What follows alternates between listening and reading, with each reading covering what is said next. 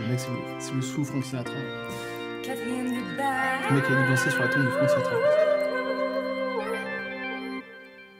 Je chante pas pour le jingle, il est fou. Ce n'est pas très sympa, respecte les harmonies de Sarah. Excusez-moi. Alors, hier soir, comme vous le savez tous ici, c'était la cérémonie d'ouverture des Jeux Olympiques de Rio. Et nous sommes partis pour célébrer cette 31e Olympiade avec 2 semaines de sport, de médailles, de performances, tout cela dans l'esprit de Pierre de Coubertin. Pour la peine, je vous pose une question qui n'a rien à voir. Quel est, selon vous, le classique le plus surestimé de l'histoire du cinéma ? Et nous allons commencer par Ronan. Moi, je pense que tous les gens qui me connaissent vont être très surpris, mais je vais dire The Dark Knight de Christopher Nolan. Un film qui, à sa sortie, s'est trouvé propulsé dans le top 3 des meilleurs films sur le site IMDb, qui depuis n'est pas trop descendu, vu qu'il est 4ème place, juste derrière Le Parrain 2. Ouais. Et un film qu'on a taxé de...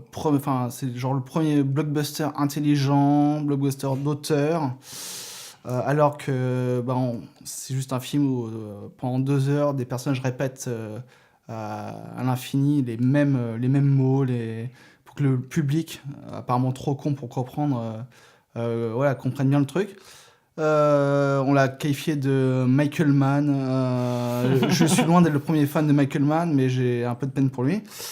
Un film où on a salué Heath Ledger en Joker, qui encore, c'est lui qui s'en sort le mieux, mais n'empêche, ça... le meilleur truc qu'il fait, c'est se lécher les lèvres, et donc à ce niveau-là, autant donner un Oscar au Saint-Bernard qui a joué dans Beethoven. T'as Maggie Gyllenhaal qui, je pense, qui avait les mêmes maquilleurs que Heath Ledger sur le film. Elle n'a jamais été aussi mal maquillée, aussi moche. Et le peu temps qu'elle est dans le film, t'as le temps de la trouver antipathique, et donc du coup, t'es très content quand elle crève. Spoiler, excusez-moi, je pense que tout le monde a vu ce film, est-ce que tout le monde l'aime. Aussi, c'est un film avec une musique écrite par l'antéchrist Hans Zimmer, qui a... Voilà, les gens ont trouvé ça génial d'avoir la musique de Batman en fait sans thème, juste avec des boum boum, des cornes de brume, etc. Et ça se retrouve encore aujourd'hui, parce que même dernièrement j'avais fait le jeu de Telltale Batman. Et la musique, c'est du Hans Zimmer-like, c'est du médiaventure, et ça reste collé au personnage, et voilà, ça me rend très triste. Et c'est aussi un film où toute la fin, tout le dernier acte est enfoiré, où tu as un personnage qui pourrait être intéressant rien qu'au niveau visuel, son Harvey Dent, double face, je trouve son maquillage numérique vraiment assez cool, et le personnage en fait vraiment ne sert juste que d'outils scénaristiques, d'images, de symboles. Et du coup, ouais, on le fait crever rapidement, alors que Husson, c'est peut-être entre le Joker et lui, c'était celui qu'il fallait garder. Et la vraie histoire, et Fion a dit que ils auraient mieux fait Husson de le garder lui plutôt que Heath Ledger, vu que Heath Ledger n'a pas pu empiler. Je sais plus pourquoi d'ailleurs. Mais contre-temps. Bref, ouais, non, tout dedans, je trouve qu'il y a beaucoup de trucs qui l'empêchent. Pour moi, c'est un film comme assez chiant, avec des personnages vraiment qui sont pas forcément intéressants, qui utilisent des mots compliqués à outrance pour donner l'impression d'être intelligent, mais finalement ça raconte que dalle. Et même au niveau action, c'est toujours mou, quoi. Ok, à un moment il y a un mec qui sort un bazooka, mais tu ressors ça, tu vires ce plan et t'as un truc juste mou, quoi. D'accord. Voilà. Il est fâché, hein. Oui, Ouais, mais je peux continuer longtemps, mais voilà. Il en a gros sur la patate. Je déteste ce film, en fait. J'espère que tu es content d'avoir pu dire en public tout ce que tu as sur le cœur à propos de The Dark Knight. Déjà, la dernière fois, j'ai osé dire un truc vite fait sur Hook. J'ai dit 2 mots sur Hook, et quelqu'un apparemment qui a écouté le podcast m'en a voulu, donc je pense que là, je vais me faire beaucoup d'amis. On a menacé de rayer sa voiture. Voilà. Ouais. Bon courage. Amuse-toi bien. Alexandre. Moi, j'ai beaucoup de mal parce que je voulais prendre les Goonies à la base. C'est un film que je déteste, mais je le déteste tellement que je l'ai oublié en fait. Je ne saurais pas te dire ce qui est mal dedans en fait. Et ouais, C'est un peu con quand même. voilà. Donc je me suis dit, non, je vais faire The Dark Knight. Et on m'a dit apparemment, non, il y a quelqu'un qui a pris The Dark Knight. Et j'ai fait, putain, Ronan, tu fais chier. Tu as perdu. Voilà. au tirage Un au mec qui sort. répond en une seconde, j'ai pas compris quoi. J'ai posé la question et hop, j'ai une réponse. Je savais que c'était Ronan. Du coup, j'ai choisi, je voulais parler d'un film, je me suis dit, pas forcément un classique, mais un film qui revient souvent. Mais chez les gens qui n'ont pas vu 20 000 films non plus. Les deux Schindler. Eh oui, je m'attaque à Lisa Schindler, je veux dire pourquoi c'est de la merde. Non, c'est un peu les films que tout le monde voit au lycée. Tu vois, c'est les films un peu... Et je voulais parler de Requiem for a Dream, mais je me suis dit, pareil, je me rappelle plus tant que ça. Et en plus, il y a des qualités. Attends, est-ce que quelqu'un l'a Si c'est le pas l'un, film c'est l'autre. Est-ce que quelqu'un l'a deviné son film ou- Fight Club. Non, Fight Club, c'est bien. Ah, je sais pas. Hein. Bah non, parce qu'il y en a plein, hein, il peut citer. Mais... Ça sera American History X. Ah oui, mais Qui qui lui aussi est très très bien noté. Hein. Enfin, Ouais, en ouais, actuel, justement, hein. voilà. Mais que Et je trouve bien moi. Mais... Et qui s'attaque d'une façon vraiment intéressante au problème du nazisme et qui résout le nazisme à la fin, c'est ça qui est beau, quoi. C'est magnifique. Donc ouais, c'est l'histoire d'Edward Norton qui un jour est nazi, puis après il se fait choper parce qu'il a tué un noir, et en fait il va en prison, et il se rend compte qu'en fait c'est pas gentil, parce qu'il se fait violer par d'autres nazis, et du coup il se dit putain, je me suis bourré depuis tout le début, et en fait ça va mieux à la fin.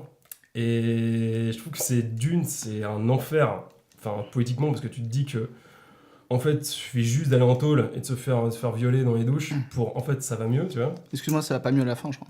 Enfin, Oui, si je me ça- souviens bien de la fin, Oui, c'est vrai que- c'est pas une happy end, hein. Non, c'est pas complètement une happy end, mais à la fin, il devient gentil, quoi. Tu vois, c'est ça le truc. Bah, au cours de film, il devient gentil, oui. Mais finalement, ça suffit pas pour. Oui, bien sûr. Bien sûr, mais c'est justement tout le parcours d'Edward Norton qui me fait criser dans le film, qui est... Ben, c'est même pas logique, c'est tellement appuyé et tellement Deus Ex que je me dis, mais c'est pas possible, quoi. J'ai vu récemment un film qui s'appelle Un Français, je crois. C'était un Oui. truc avec Alban Lenoir, là. Et en gros, qui parle justement d'un néo-nazi français et qui dure sur 20 ans, 25 ans et tout. Et en fait, le mec, au fur et à mesure, perd le truc parce qu'il est désabusé et qu'il se rend compte qu'en fait, ça sert à rien. Et je trouvais ce truc tellement plus fort et tellement plus logique en même temps et tellement plus crédible que juste Edward Norton qui, en fait, il se rend compte que les Noirs sont gentils et que c'est cool et que, en fait, tout va bien, quoi. Après, effectivement, c'est pas une happy end parce que Edward Furlong meurt à la fin, spoiler. C'est pas trop ça le. Enfin. Vas-y, je laisse continuer. Approche-toi un peu du micro, Alex. Je vais me rapprocher un peu du micro. Et du coup, et puis, je sais pas, ce film-là m'a toujours hérissé parce que c'était vraiment très, comment dire, Trop simpliste. c'est ça. ouais, c'est très simpliste, c'est très bon esprit dans le sens où se dire que c'est cool à la fin parce qu'il a changé quand même. Évidemment, oui, la mort d'Edward Furlong fait que c'est pas complètement une happy end, mais moi j'ai un peu fait la recherche du coup dessus et Edward Norton apparemment a beaucoup modifié le script comme à chaque fois Dans leur tête. parce que c'est Edward Norton et que du coup il a fait en sorte que son personnage ait une rédemption à la fin et qu'en fait ce soit un cool guy, tu vois, c'est genre tous les trucs méchants qu'il fait c'est un flashback, tu vois, c'est lui avant, tu vois, ça porte un peu ça décrédibilise un peu tout le message du film qui dit qu'en fait c'était avant, il a changé et puis on n'en parle plus et puis voilà, tu vois, c'est ça que je trouve un peu dommage, encore plus après avoir vu du coup un français D'accord. voilà. Andy. Alors moi, j'ai choisi un film que je n'ai jamais vu en entier. Tellement je le hais. 2001 Non, Non. j'ai choisi À bout de souffle de Monsieur Godard. C'est un film que je déteste profondément, qui était sur la liste de mon école de cinéma des films à voir, que j'ai essayé de regarder. J'ai essayé, je crois, 5 fois en tout de le voir. En laissant passer du temps à chaque fois en me disant mais non, mais c'est pas aussi horrible que c'est pas possible, c'est un classique, il faut que je le voie. Et en fait non, je ne supporte pas les 5 premières minutes du film et je pense que j'en ai vu en tout 20 minutes. D'accord. Et du coup je vais défendre surtout ma haine de la nouvelle vague qui pour moi est juste une aberration. Parce qu'en fait, je comprends le principe de se dire on part de cette idée de studio et on prend des caméras et on va dans la rue. Très bien, pourquoi pas, on essaie de briser le 4e mur, pourquoi pas. Sauf que c'est fait avec tellement de boboïsme dégueulasse que moi je ne peux pas supporter ce genre de truc, quoi. Et en fait, ça me rend fou que des mecs comme Tarantino, dont j'aime assez le cinéma, voilà, je l'avoue, soient inspirés par ça, parce que je vois pas du tout le délire, quoi. C'est un peu plus réaliste, Il y a quoi, pas que mais lui. ouais, il y a pas que lui, il y a plein de gens qui sont inspirés par ça, et Super grand. ouais, et je comprends pas, en fait. Bah, peut-être que Tarantino, du coup, il aime les bonnes choses de la nouvelle vague, quoi, parce qu'il n'y a pas tout à jeter. Oui, non oui. plus. Non, il n'y a pas tout acheté, c'est vrai. Bah, comme je l'ai Mais dit, tu vois, je l'ai dit là-dedans, hein, mais... À bout de souffle, tu vois, c'est le seul Godard que je peux mater comme ça, quoi. C'est le Pierrot le Fou, par exemple, je peux pas, le mépris, c'est un Ouais. enfer. Enfin, après, tous ces 20 Ouais. films, 30 films qu'il a fait, dont tout le monde se branle. Moi, je vais peut-être dire après, je crois que c'est du Godard, mais oui, juste la bête doit mourir. Non, Non, c'est- que la bête meurt. Que la bête meurt, c'est pas, Ouais, c'est pas Chabrol. Ah, c'est peut-être Chabrol, ouais, je Ouais, sais plus. Chabrol, c'est celui avec Jean-Yann, Ouais, avec la scène de repas, là, ouais, qui ouais. marque. Mais genre, c'est un des seuls films de Nouvelle Vague que je trouve vraiment bien, mais vraiment. C'est, Non, c'est vrai qu'il est bien, ouais. genre, c'est pas par rapport à une position, genre, ouais, il faut défendre ce genre de film. Parce que Ouais. sinon, j'ai pas du tout ce genre de position, quoi. Ouais. J'ai plus envie de. Ouais. Mais du coup, je trouve que c'est vraiment un très bon film de base, quoi, que ce soit Ouais, français et ou pas. puis Jean-Yann, dedans, il est mortel, quoi. Mais ouais, mais c'est vrai qu'après, ouais, en général, j'ai un peu le même avec toi. Hein. Sur la Nouvelle Ouais. Vague, ça me passe un peu au-dessus de la tête. Mais je pense que j'aurais pas autant de haine si j'avais pas fait une école de ciné, en Oui, fait. voilà, c'est pour ça qu'on te l'a rabâché, Et quoi. qu'en fait, tous les gens qui étaient à côté de toi, pour eux, c'était le Graal, il fallait absolument faire un truc comme ça. Et pour moi, c'était déjà démodé à l'époque, en fait.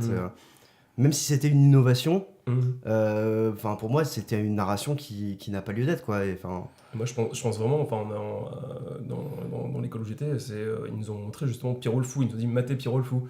Et moi, je pense que c'est pas du tout le film à montrer de Godard, quoi. Je pense qu'à bout de souffle, justement, il est beaucoup plus condensé. Et Il y a beaucoup une vraie plus- histoire, ouais. Ouais, voilà, oui. Et puis, je crois. et puis il y a un côté un peu pulp qui est vite fait. Ça, c'est Godard, quoi. Ouais. Mais c'est vrai que oui. Enfin, moi, je pense qu'à bout de souffle, c'est quand même le moins pire de tous les Godards pour ceux qui aiment pas la nouvelle vague. Bah, c'est ce qui me terrifie, en fait. J'arrive pas à Ah oui, arriver. si t'as pas essayé les autres, c'est mort. Hein. Laisse Ah, tomber. c'est ça. Laisse tomber. Voilà. Très bien. Vous avez des choses à Ouais, ajouter par rapport à American History X, je sens la rédemption d'Edward Norton, elle est pas, pour moi, elle est pas aussi binaire que ça. En gros, il comprend en prison. Déjà, le fait d'être en prison lui fait comprendre qu'en gros, son comportement a des conséquences. Et puis après, il voit aussi son miroir. Oui, bien sûr, voilà. il voit le groupe Et de voilà. nazis. Oui. Et du coup, il se rend compte que, en gros, ce qu'il fait depuis le début, ça le mène droit dans le mur. Et que finalement, il est juste une grosse pourriture. Et c'est pas si. Soit il se rend pas compte d'un coup, ouais, genre, les Noirs, ils sont gentils. Hein, dans sa tête, il peut encore avoir un petit côté raciste, sauf qu'il se dit, à quoi bon Oui, bien sûr. Et en gros, quand il sort de prison, genre en mode, il ne faut pas que je fasse de vagues. Et surtout, il essaie de retirer son frère, son petit frère, De tout ça, oui. de tout ça. Et c'est ça, en fait, son but dans le film, c'est ça. C'est juste sortir son frère de ce délire. En gros, je crois je sais pas qu'il donne de commentaires par rapport à ses opinions il fait en pas sortant la de morale prison. ni rien, non, bien sûr. C'est juste parce que voilà, il veut que il trouve que c'est nocif. Voilà. Et après, le mec peut être très bien. Voilà, c'est pas genre il devient un gros hippie qui aime tout le monde. Hein. Ah, bien sûr. Ça, Non, c'est non, pas bien dit. sûr. Mais moi, c'est vraiment la scène en prison. Ça dure même 20 minutes, quoi. Ça dure 20 minutes sur 2 heures de film. Si, en prison, je te jure. Oui, mais ça c'est normal. Oui, bien sûr. Sincèrement, je trouve ça normal de montrer ça. C'est le côté claquement de doigts qui te dérange. C'est le pivot. Ouais, voilà, c'est le pivot narratif du film. Quoi. C'est-à-dire que... je trouve ça normal. Tu montres avant un néo-nazi qui fait comme des trucs vraiment affreux, qui tue des gens et tout. Personnellement, en tant que spectateur, je suis content de le voir morfler en tôle. Hein. Ah, bah oui. Et surtout que ça sert pour le personnage. Oui, mais je te dis, à un moment, il est nazi à fond. 20 minutes après, il l'est plus. Là, c'est ça, dans le film, c'est ça qui me gêne vraiment, parce que c'est... du coup, tu trouves que c'est pas assez long, la partie en prison? Je pense que ça aurait dû être le cœur du film, quoi. D'accord. Non, je pense que ça aurait dû être le cœur du film. Non, excuse-moi, je pensais que tu disais qu'en gros 20 minutes c'était c'était trop. Ah non, 20 minutes pour moi c'est d'accord. C'est pas. Oui, d'accord. 20 minutes alors qu'il n'y a eu aucun truc avant-coureur ni rien. Enfin, tu vois, avant ça aurait pu être plus développé. Oui. Ouais, il fracasse un mec contre le pavé. Et 20 minutes après, il est super gentil. Quoi. Après, je t'avoue, c'est un flashback forcément, donc la narration est un peu éclatée. Il y a des ellipses de partout, mais quand tu mates le film la première fois, tu te dis, en fait, c'est super simple de plus être raciste, quoi. Après, je t'avoue, c'est un film que j'ai vu une seule fois et il y a un petit moment. Oui, Du coup, j'ai pas il y a trop de vraiment souvenirs. longtemps Enfin, pas souvenir de tout, mais oui, du coup, ouais, je t'avoue, tu me dis quoi que c'est 20 minutes de tôle. Mm. Ouais, c'est vrai que ça paraît peut-être un peu court. Ouais. Et surtout, enfin, Mais après, j'ai pas eu, après, en voyant le film, j'ai pas eu ce sentiment-là. Donc, moi, ce qui me gêne un peu, c'est que ça aurait pu être un film super intéressant sur juste Edward Furlong, en fait. Et le côté un peu Edward Norton, enfin, le personnage d'Edward Norton aurait dû être moins présent dans tout le film. Quand il n'y avait pas eu 20 000 flashbacks sur lui, en fait. Si le film avait commencé au moment où Edward Norton revient de tôle, et que ça explore vraiment tout le truc de famille, machin, entre Furlong et Norton qui est un peu le grand frère, et du coup Furlong veut être comme lui, néo-nazi et tout, ça aurait été mortel. Sauf que là, avec tous les flashbacks, ça coupe le truc à chaque fois, et en fait, t'as l'impression que c'est juste Edward Norton, et puis en fait, à la fin, son petit frère meurt, et c'est sa faute, en fait. C'est bien fait pour ta gueule, quoi. Tu vois, la morale du film est vraiment chelou, enfin... Ça m'a toujours... C'est exactement ce que j'allais dire. Voilà, C'est que mais- pour moi, vraiment, le plus intéressant du film, c'est la Furlong. dernière partie, où en fait, il revient dans un monde qu'il a côtoyé, mais qu'il ne reconnaît plus. c'est Los Angeles, en plus, il me semble. Voilà. C'est Et, avec le lycée, voilà. le lycée ultra chaud et tout. Moi, c'est ce que je préfère du film, hein, vraiment. Et le petit frère qui effectivement suit le même chemin, mais en fait, du coup, vu qu'il s'est rendu compte de l'erreur de son. Enfin, il Son essaye grand de frère sortir s'est de là, arrêté, tu vois, et Mm. ouais, pour moi, c'est le plus intéressant du film. C'est ce qui me gêne un peu. Enfin, après, je sais pas ce qu'il a changé exactement Edward Norton dans le truc, mais apparemment, c'est son personnage à lui qui l'a changé avant tout. Mm. Et ça m'étonnerait pas justement qu'il ait fait tous les flashbacks juste pour montrer que en fait, le personnage est cool, quoi. Et il est complexe et tout. Alors qu'il servait pas à ça à la base, à mon avis. Voilà, Alors moi, j'ai une question pour toi. Mhm. Si le film n'était pas autant aimé, est-ce que tu le détesterais autant? Ah bah non, évidemment. Si le film était totalement tout le monde s'en foutait, moi je m'en foutrais aussi, je l'aurais même pas vu peut-être. Hein. Parce qu'au final, ce que retiennent les gens, c'est pas forcément le côté rédemption, c'est le côté mettez-nous sur le trottoir et Ouais, voilà. Et voilà, c'est la violence du truc, Et quoi. c'est ça qui m'énervait avec d'autres films, Requiem for a Dream ou Fight Club, c'est qu'en fait il y avait vraiment le petit morceau qui intéressait les gens, comme Scarface aussi, qui intéressait les gens et qui en fait c'est pas ça, quoi, c'est pas ça le film. C'est vrai que moi je me souviens quand j'étais jeune et qu'on m'a montré un extrait du film, c'est exactement cet extrait qu'on m'a montré. Ah voilà, Bien sûr. c'est dingue comme film. Hein. Ouais. Bah non, c'est un mec qui est écrasé sur un pavé. Enfin, c'est à voir, c'est Mais impressionnant. visuellement, c'est fort. Après, Ouais. le mec, il est comme ça, avec son arme croix gammée sur le. Mais après, moi, moi, j'ai vu ça j'ai découvert ça en voyant le film. Ouais, bien sûr, c'est un extrait fort, mais ça sert la cause du film. Ça sert le scénario. Oui, mais voilà. si en gros on te montre le film et qu'on te montre que ça, Oui, non, sûr, mais gens, j'ai pas eu affaire à ce genre de truc. Je vais vous arrêter sur. J'ai pas eu d'autres avec, droits. avec le noir et blanc, Leni Riefenstahl et tout. Tu vois, vois, Scarface, c'est etc., j'ai pas eu. vraiment chelou. Je vais j'ai vous pas arrêter connaissance. sur American History X. J'aimerais vous entendre parler des deux autres films tout à et fait. notamment de la part des personnes qui n'ont pas choisi ces films. Et bah écoute, The Dark Knight. Bah écoute, je peux pas ne pas être d'accord avec Ronan, sauf qu'il est. Tu pourrais te venger, hein, vu que T'es- t'as pas le droit de le prendre. T'es un peu dur avec Aaron Eckhart, avec Christopher Nolan, parce que je te rappelle qu'il a dû composer justement avec la mort de Heath Ledger, et que du coup il a fini son film comme il a pu. Parce que la logique c'était que Aaron Eckhart, double face, soit le méchant du troisième, c'était ça l'idée. Je crois qu'à la base, en fait, ils voulaient commencer le troisième avec le procès où Harvey Dent se prend Voilà. le jet d'acide dans la gueule Voilà. et en fait, il vient double face. Mais du coup, je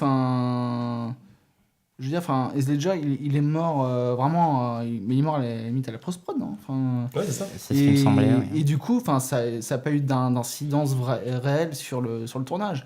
En gros, ils ont fait ce Non, qu'ils mais- voulaient du personnage. En gros, ils ont gardé la fin de Joker. Mhm. Il était en vie. Ensuite, non, le Joker, à la fin du film, il est Mhm. en tôle. Ouais, ouais. Et du coup, ça explique pas pourquoi ils font de Aaron Eckhart Ah un oui. personnage qu'on doit sacrifier juste pour valider tout le. Parce qu'il est présenté pendant tout le film. et qu'il Mais faut oui, c'est bien- ça, mais Ouais, voilà, ouais. c'est juste un outil scénaristique et c'est juste un symbole, c'est ça le truc. D'accord. Oui, C'est mais ça il qui a- me dérange. Ouais, Ex- mais- ouais. Il a été battu justement par ça, quoi. Il a été obligé de finir l'histoire d'Aaron Eckhart. Mais parce oui, que mais soit moi, il le sort complètement moi, du film. moi, je trouve ça complètement con. Le personnage aurait été vachement plus intéressant, justement, limite, qu'ils aient. C'est attendu le troisième. Limite, c'est qu'ils repoussent l'avènement de Double Face. Ou alors, juste toi qui le garde en vie et qui s'en sert dans la suite. Qu'ils en fassent quelque chose. Mais là, c'était vraiment juste. En gros, c'est une métaphore, machin. Donc, du coup, on le fait. Et le personnage, là, Ouais, pareil. Mais il déteste- disparaît comme ça, poubelle. À partir de maintenant, je vais vous demander d'être assez bref parce qu'il faut qu'on termine ce Oui, débat bien sûr. vite. Il dure depuis longtemps. Et après, moi, personnellement, j'ai rien à dire par rapport à Andy parce que, bon, Je comprends totalement. Quoi. D'accord. C'est Ouais. genre- enfin, c'est une question de sensibilité. Hein. C'est c'est tout con. Mais, D'accord. Pour terminer, on te dit qu'est-ce que tu as à dire sur The Dark Knight? Alors, juste un truc, avant, Oui. comme la question que j'ai posée à Alex, moi je pense que je détesterais pas autant le film Ouais. si on m'avait pas dit il faut absolument que t'aimes ça en fait. Après, la question est sur les films surestimés, donc C'est ça. c'est bien de ça qu'on parle. moi, j'ai détesté The Dark Knight avant qu'on dise que c'était mortel. Et, Je suis un hipster de The Dark Knight. Dès la même, première et même avant-première. si je suis assez. Enfin, je suis totalement d'accord avec ce que dit Ronan, je trouve qu'il est un peu dur avec le film, parce que c'est quand même le moins pire des trois. Si, si. Non. Si, parce qu'au final, t'as quand même une performance. Enfin, je suis désolé de rentrer dans le carcan de tous les autres fans, mais effectivement, la performance de Heath Ledger est hyper impressionnante. Son perso est pas forcément mal écrit. C'est le Joker. Hein. Bah ouais, mais Ouais, n'empêche mais qu'ils auraient pu en faire de la grosse merde, quoi. J'allais dire c'est difficile de le rater, mais. Bah, oui. Récemment, Voilà, tu vois. récemment c'était compliqué. Le moins pire des trois, du coup, c'est un peu le mal nécessaire. C'est comme dans le film. Oui, c'est ça. Et non, mais en fait, moi, contrairement aux autres films que je déteste de bout en bout, je trouve qu'il y a des bons trucs dans Dark Knight. Voilà. Ouais, je trouve qu'il y a des bons trucs dans le troisième plus. Mais D'accord. c'est mal lié. Bref. Fin du débat. Alors avant, je suis assez indécis. Je sais pas trop qui choisir. Mais toi, Julien, est-ce que tu as un film que tu détestes et que tout le monde aime On va. Alors, j'ai pas réfléchi. Hors antenne. En off. Alex Pape, il aime pas les Goonies, donc faut pas lui donner de points. Dis que t'aimes pas Hook en fait. Tu l'as jamais Parce aimé. que... Non, j'adore Hook. J'aurais pu. Juste pour savoir, Andy, si tu devais choisir un des deux autres, ce serait lequel? Je pose la question à tout le monde, donc tu vas pas choisir le gagnant. Moi, je dirais Alex. D'accord. Ronan? Le grand entre les deux Ouais. Je sens dit. Et toi? Je dirais Ronan évidemment. D'accord. Donc vous avez partout. un partout, super. Démerde-toi avec ça. Je vais... Bon, je pense que pour le coup, je vais aller vers mes goûts personnels. Ah. Et je vais donc donner le point à Alexandre. Putain, enfin. Je suis pas Fanny. Yeah. Putain, yes. Donc, Merci beaucoup. et puis de toute manière, tu as effectivement assez bien défendu sur l'aspect simpliste du film. Et tu as aussi bien défendu pourquoi À bout de souffle n'est pas si terrible que ça. C'est le meilleur Godard, je te jure. Je n'ai- Regarde pas les autres. Hein. Regarde Personnellement, pas du j'ai vu 2 Godard et j'aime bien À bout de souffle. Et j'ai vu donc À bout de souffle, son premier film et son dernier film, En 3D là. Adieu au langage. Oh, putain, enfer. Et voilà, je n'en dirai pas plus, mais c'était une expérience assez atroce. Mais Adieu au langage, au moins, il est moins long que Socialisme. Socialisme, c'était l'enfer. C'est Ouais, 3 heures, je crois. T'es un vrai fan, en fait. Je te dis, moi j'aime les films de merde. Hein. Quant à The Dark Knight, Je te rappelais comme qu'il est quand même juste derrière le Parrain 2. non mais Le Parrain 2. The Dark The Knight, Dark Knight. c'est un film que je trouve aussi assez surestimé, mais qui n'est pas si terrible que ça. Et effectivement, c'est... Enfin, non, à bout de souffle et The Dark Knight sont 2 films que j'aime bien, donc... Mais... Oui, bon, j'ai dit que c'était par rapport à mes Personne goûts. n'est parfait. Et pour ce qui est de l'histoire de IMDb, apparemment la raison pour laquelle Les Évadés de Frank Darabont est le premier film d'IMDb, c'est parce qu'à la sortie de The Dark Knight, il y a eu une guerre entre les fans de The Dark Knight et les vrais cinéphiles qui se donnaient des... Enfin, les vrais cinéphiles, avec des Ouais. guillemets. C'est bien les Ceux qui préféraient le parrain, donc, qui donnaient des mauvaises notes à The Dark Knight et des mauvaises notes au D'accord. parrain. Ah, d'accord. Et Du coup, les évadés a gagné grâce à ça. du coup, ce qui a permis aux Évadés de faire une percée et d'être Ouais. le meilleur film Parce que je me du souviens qu'à top une époque, il était 250. genre 2e ou 3e, et du coup, Ouais. il, C'est vrai, non, il est devenu ça a toujours été le parrain, ouais, il est ouais. devenu premier par défaut Voilà. pour C'est ça. qu'il n'y ait pas de guerre entre les deux. Ouais. Exactement. Ça. Ouais. La, Ok. la voix du milieu. Évidemment, Alexandre remporte la victoire.